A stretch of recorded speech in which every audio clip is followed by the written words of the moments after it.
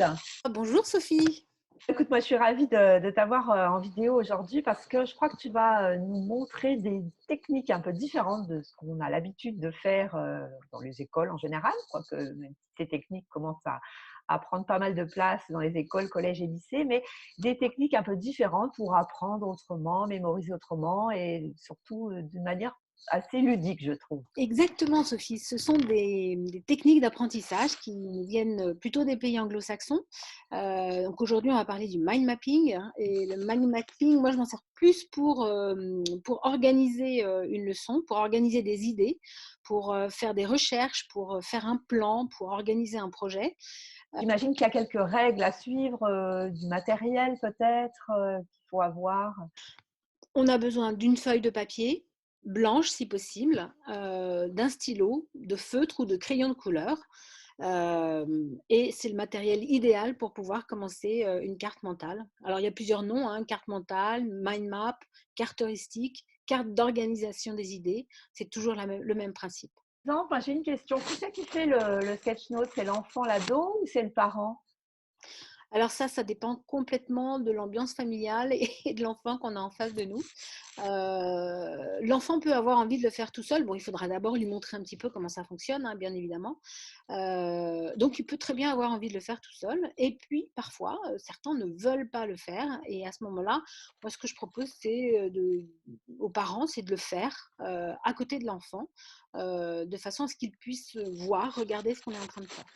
Et moi, ça m'est arrivé à la maison une fois, hein, j'ai fait une carte pour une de mes filles qui refusait d'en faire une. Et à la fin de la leçon, eh bien, elle la savait par cœur. Donc j'ai été très très étonnée.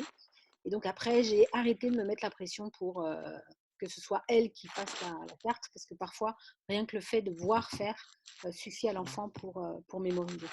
Est-ce qu'on peut partir d'un exemple précis? Je crois que tu nous as amené un cours sur le Moyen Âge et pour nous montrer ce que ça peut donner avec un mind map.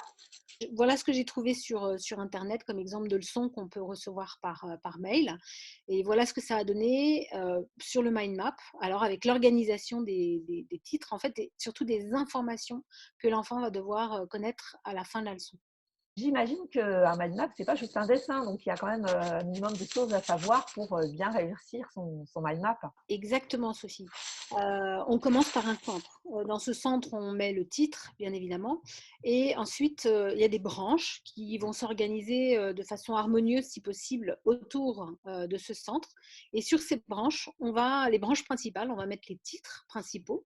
Donc là, en l'occurrence, j'ai mis la définition de ce qu'est le Moyen Âge, qui étaient les Mérovingiens, qui étaient les Carolingiens, qui étaient les Capétiens.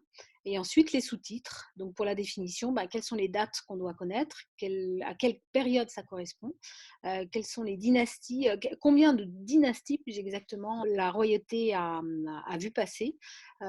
Et donc, à partir de là, on va avoir une vue d'ensemble de la leçon, de ce qu'on doit connaître sur cette leçon, utiliser des couleurs différentes en fonction des thématiques que j'ai sélectionnées. Si on résume, le mind map, c'est essentiellement pour structurer. Le mind map, ça, pour certains, hein, ça sert à structurer. D'autres s'en contenteront pour pouvoir apprendre, et c'est très bien.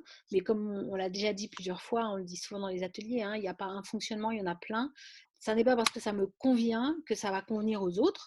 C'est pour ça que la prochaine fois, j'ai envie de vous présenter le sketch note, parce que le sketch note, en fait, on va beaucoup plus être sur l'apprentissage, donc la mémorisation, la compréhension, la réflexion. Eh ben, merci beaucoup Bénédicte et puis on se retrouve très vite pour le sketch note.